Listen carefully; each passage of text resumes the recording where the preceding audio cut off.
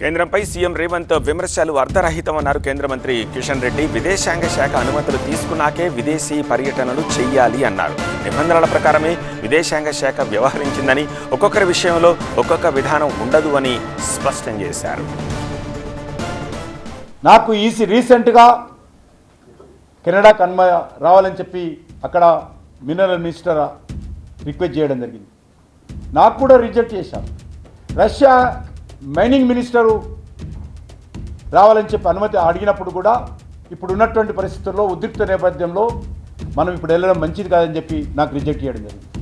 ఈ రకంగా కేంద్ర మంత్రులకు అనేక మందికి విదేశాంగ శాఖ విదేశీ పర్యటనలప్పుడు ఆలోచించి అనుమతులు నిరాకరిస్తూ ఉంటారు.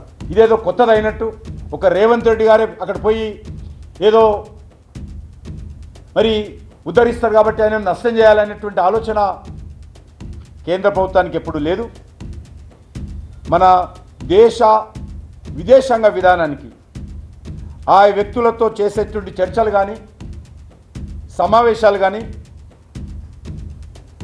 సమన్వయం అవుతుందా కాదా, లేదా మన దేశ విదేశాంగ విధానానికి అనుకూలంగా ఉందా లేదా అనేటువంటిది ఆలోచన చేసే నిర్ణయాలు తీసుకుంటారు తప్ప రేవంత్ రెడ్డికి ఒక విధానము ఇంకొకరికి ఒక విధానం కాదు.